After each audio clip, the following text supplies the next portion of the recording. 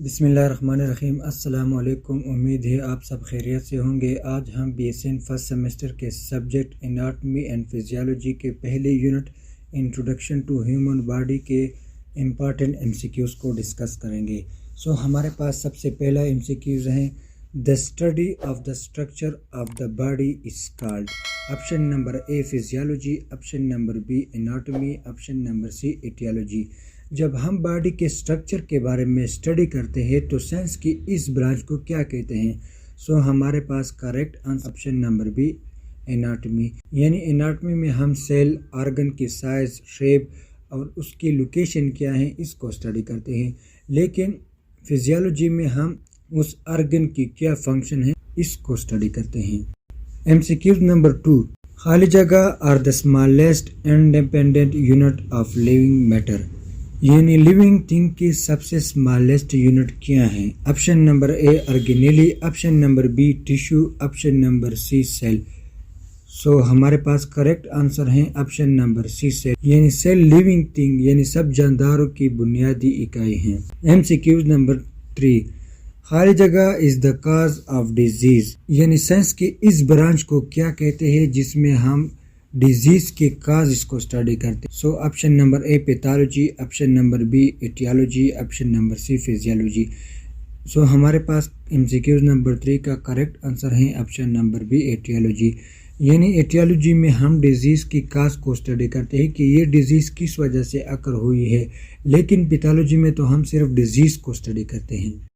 MCQ number 4, खाली जगह is defined as group of similar cells that perform a specialized function। Option number A organelle, option number B tissue, option number C organ.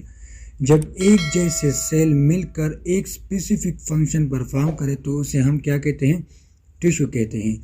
हमारे पास MCQ number 4 का correct answer है option number B tissue. जब group of cell मिल जाए तो इसको हम tissue कहते हैं। इस तरह बहुत से टिश्यू मिलकर एक ऑर्गन बना लेता है जो कि एक स्पेसिफिक फंक्शन परफॉर्म करता है, और इसी तरह बहुत से ऑर्गन मिलकर एक ऑर्गन सिस्टम को बना लेता है, यानी कि endocrine system, neuron system. MCQ number 5, skin, heart and brain are the example of. Option number A organ, option number B tissue, option number C organ system. यानी स्किन, हार्ट और इसी तरह ब्रेन जो हमारे पास है ये क्या है? ये एक ऑर्गन है जो कि बहुत से टिश्यू मिलकर ऑर्गन बना लिए हैं। हमारे पास MCQ नंबर 5 का करेक्ट आंसर है option number A organ. MCQ number 6, human organism consist of खाली जगह organ system. Option number A 9, option number B 10, option number C 11। यानी इंसान की बॉडी में टोटल कितने ऑर्गन सिस्टम हैं? इंसान की बॉडी मुख्तलिफ किस्म के 11 सिस्टम पर मुश्तमिल होते हैं, जैसे कि skeletal system, nervous system, endocrine system. हमारे पास 11 ऑर्गन सिस्टम हैं। MCQ number 7, the movement of water molecule from the area of its higher concentration to the area of its lower concentration through a semi-permeable membrane is called option number A diffusion, option number B effusion, option number C osmosis। जब water की molecule high concentration से lower concentration area की तरफ semi permeable membrane को cross कर जाती है तो इस प्रोसेस को हम जब वाटर की मॉलिक्यूल हाई कंसंट्रेशन की एरिया से लो कंसंट्रेशन की तरफ सेमी परमिएबल को क्रॉस कर जाती है तो इस प्रोसेस को हम ऑस्मोसिस कहते हैं। हमारे पास MCQ नंबर 7 का करेक्ट आंसर है ऑप्शन नंबर C ऑस्मोसिस। लेकिन डिफ्यूजन में सिर्फ गैस मॉलिक्यूल हाई कंसंट्रेशन से लो कंसंट्रेशन की तरफ जाती है, उसमें सेमी परमिएबल को क्रॉस नहीं करती।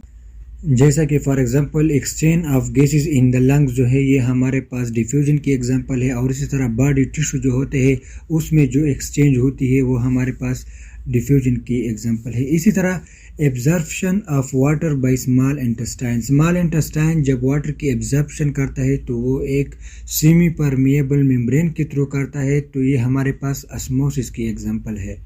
MCQ number 8, deltoid is referred to which of the following. Option number A arm, option number B chest, option number C shoulder. So deltoid word जो है हमारे पास ये एनाटमी में किस को रिप्रेजेंट करता है? सो हमारे पास MCQ नंबर 8 का करेक्ट आंसर है ऑप्शन नंबर सी यानी शोल्डर को। इसी तरह गैस्ट्रिक का वर्ड जो हमारे पास है ये स्टमक को रिप्रेजेंट करता है। इसी तरह कार्डियक हार्ट को, इसी तरह क्रेनियल जो है ये हमारे पास हेड को रिप्रेजेंट करता है। इसी तरह वोलर जो ये हमारे पास पाम को रिप्रेजेंट करता है। हेपेटिक लिवर को रिप्रेजेंट करता है। इलियक जो है ना ये हमारे पास हिप को रिप्रेजेंट करता है। इस तरह मेंटल हमारे पास चिन को रिप्रेजेंट करता है। नेजल नोज को, मेमोरी जो होते हैं ये हमारे पास ब्रेस्ट को रिप्रेजेंट करता है। सो आपने इस चार्ट को भी अंडरस्टैंड करना है और इसको भी आपने याद करना है। इसी तरह के MCQs आपको एग्ज़ाम में आ सकते हैं। इसी तरह डिस्टल जो होते हैं ये अवे फ्रॉम द ऑरिजिन को रिप्रेजेंट करता है। इस तरह proximal close to the origin को रिप्रेजेंट करता है। सेंट्रल जो हमारे पास है ये मेन पार्ट को रिप्रेजेंट। सो ये कुछ इंपॉर्टेंट टर्मिनोलॉजी हैं जिसको आपने अंडरस्टैंड करना है, तब आप लोग एनाटॉमी और फिजियोलॉजी को अंडरस्टैंड कर सकते हैं। नेक्स्ट हमारे पास है MCQ number 10। In anatomical position the palm of the hands are in which direction? Option number A upwards, option number B backwards, option number C forward. यानी पाम ऑफ द हेड जो है ना ये इंसान के एनाटॉमिकल पोजीशन में किस direction में आती है? सो हमारे पास MCQ नंबर 10 का करेक्ट आंसर जो है वो है ऑप्शन नंबर सी फॉरवर्ड। यानी इंसान की जो हाथों की हथेली होती है ये फॉरवर्ड डायरेक्शन को रिप्रेजेंट करता है। इसी तरह फेस जो है ये भी फॉरवर्ड पोजीशन में होती है। इस तरह अपर लिम्स जो होते हैं ये हमारे एनाटॉमिकल पोजीशन में साइड्स पर होती है, लेकिन जो सोल ऑफ द फीट हमारे पास है ये ग्राउंड पोजीशन में होती है। ठीक है, सो आपने इस एनाटॉमिकल पोजीशन को भी याद रखना होता है। नेक्स्ट हमारे पास है MCQ नंबर 11। खाली जगह और term referring to position of organ appearing on the same side of body. Option number A ipsilateral, option number B contralateral. जब कोई दो ऑर्गन बॉडी के सेम साइड पर हो तो ऐसे दो ऑर्गन को हम क्या कहते हैं? एप्सिलेटरल कहते हैं। लेकिन वो दो ऑर्गन जो बॉडी के अपोजिट साइड में लोकेट करते हैं तो इसको हम क्या कहते हैं? कॉन्ट्रालेटरल कहते हैं। सो हमारे पास MCQ नंबर 11 का करेक्ट आंसर है option number A ipsilateral. Next हमारे पास है MCQ number 12। Which of the following are contralateral to one another? Option number A right lung and liver, option number B radius and ulna, option number C both right and left kidney. So वो दो organ जो body के opposite side में locate करता हो तो ऐसे दो ऑर्गन को कॉन्ट्रालेटरल ऑर्गन कहते हैं। सो किडनी एक लेफ्ट साइड पर है, एक राइट साइड पर है। सो हमारे पास MCQ नंबर 12 का करेक्ट आंसर है ऑप्शन नंबर सी, यानी बोथ किडनी जो होते हैं ये आपस में कॉन्ट्रालेटरल होते हैं।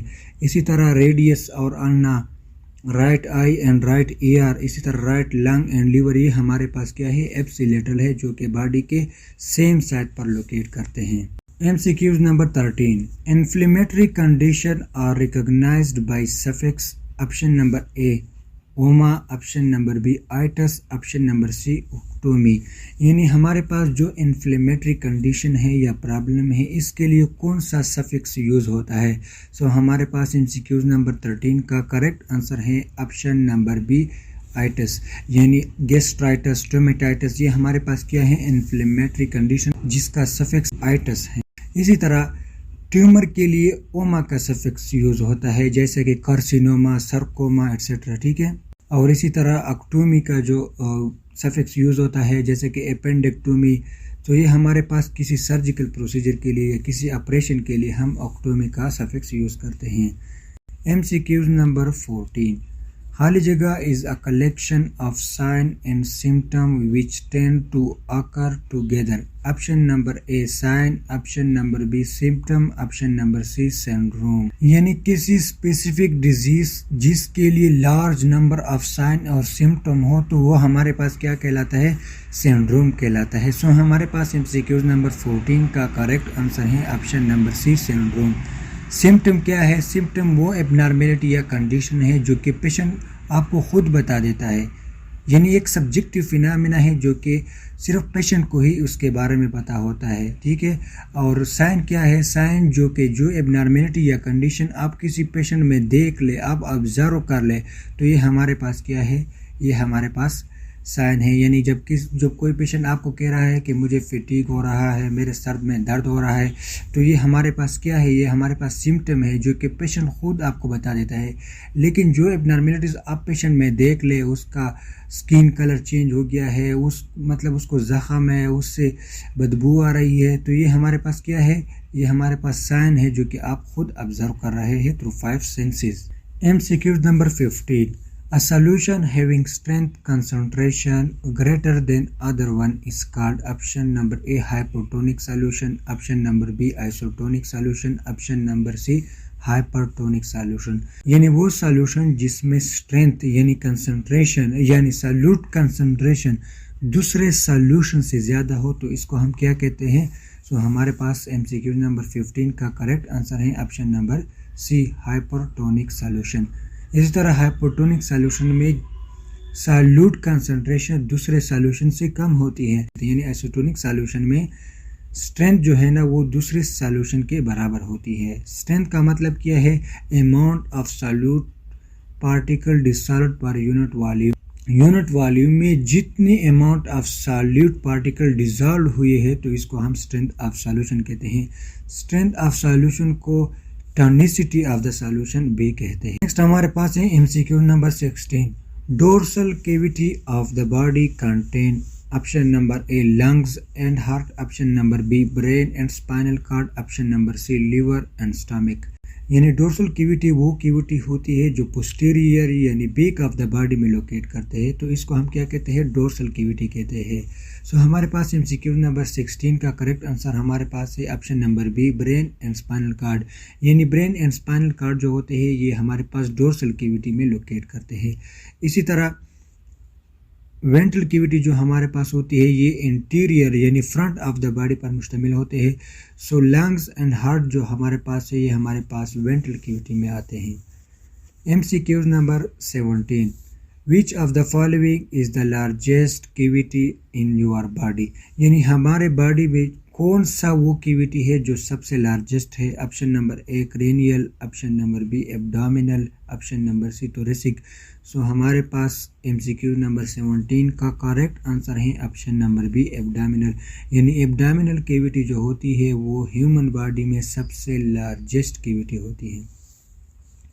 MCQ number 18, urinary bladder contain in which body cavity.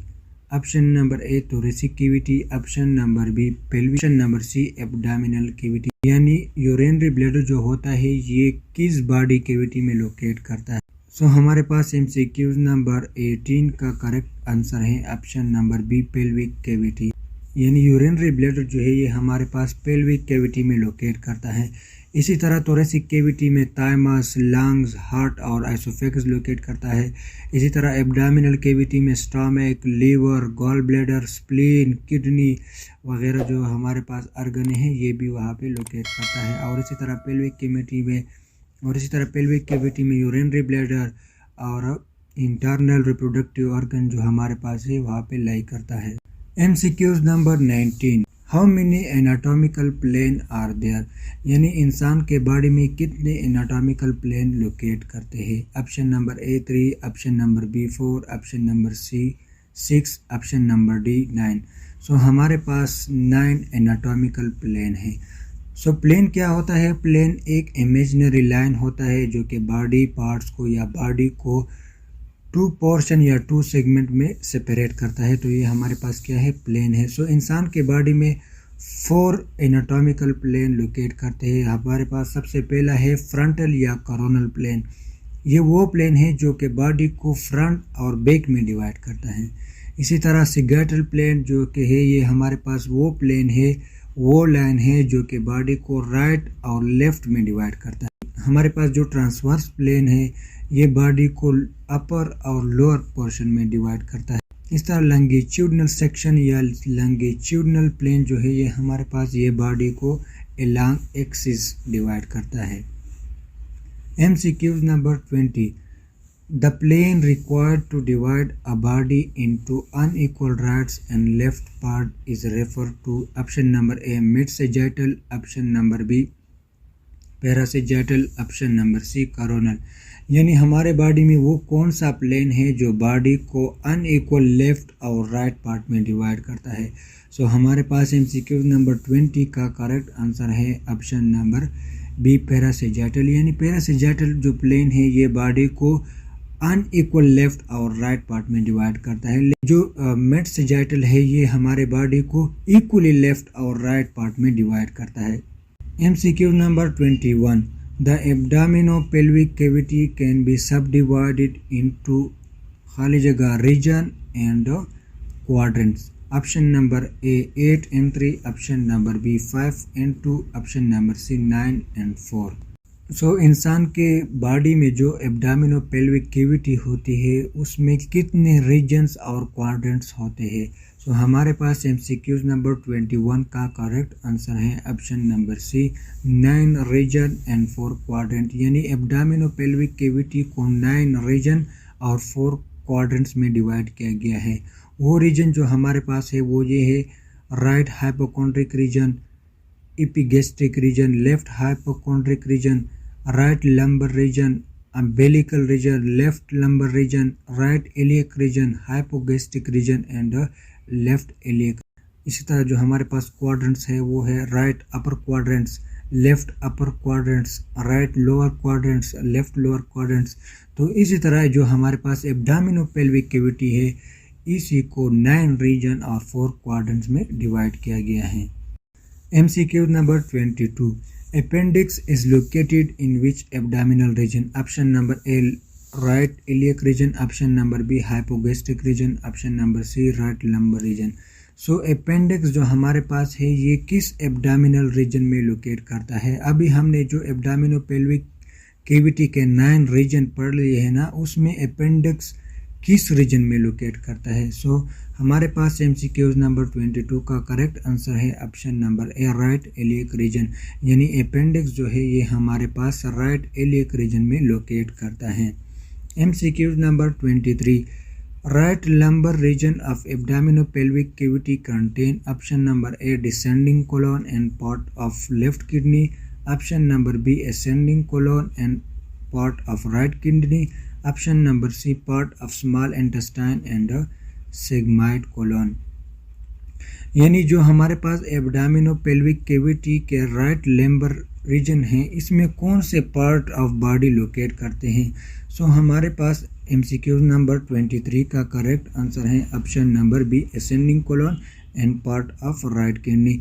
यानी राइट लंबर रीजन में असेंडिंग कोलन और पार्ट ऑफ राइट किडनी जो है ना लोकेट करता है। इसी तरह राइट हाइपोकॉन्ड्रिक रीजन में right lobe of liver, gall bladder and right kidney का जो पार्ट है वो लोकेट होता है।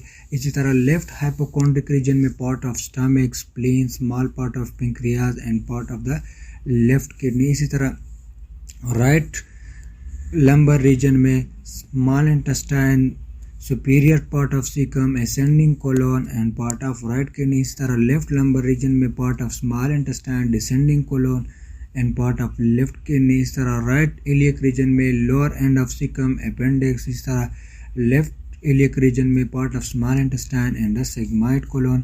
इसी तरह एपिगैस्ट्रिक रीजन में greater part of liver, part of stomach और पार्ट ऑफ पेंक्रियाज। और इस तरह अम्बिलिकल रीजन में part of small intestine and transverse colon of large intestine. और हाइपोगैस्ट्रिक रीजन में part of sigmoid colon and urinary bladder जो है ना लोकेट करता है। सो आपने इस रीजन को और उसमें जो ऑर्गन्स लोकेट करते हैं वो भी आपने क्या करना है, याद रखना है। बिकॉज MCQs में एनी टाइप ऑफ रीजन आपको दे सकता है कि इस रीजन में कौन सा बॉडी पार्ट्स या कौन सा बॉडी ऑर्गन जो है ना ये लोकेट करता है। या इसी तरह भी आपको दे सकता है कि ये जो हमारे पास ऑर्गन है ये 9 रीजन में कौन से रीजन में लोकेट करता है। सो आपने इसको भी याद रखना है। सो ये हमारे पास फर्स्ट यूनिट के कुछ इम्पॉर्टेंट MCQs हैं जो कि KMU के कोर्स ग्रेड को कवर करता है। सो उम्मीद है इंशाल्लाह आप लोग इसको अंडरस्टैंड करोगे। फिर भी आप लोगों को कोई प्रॉब्लम हो सो इंशाल्लाह आई विल प्रोवाइड।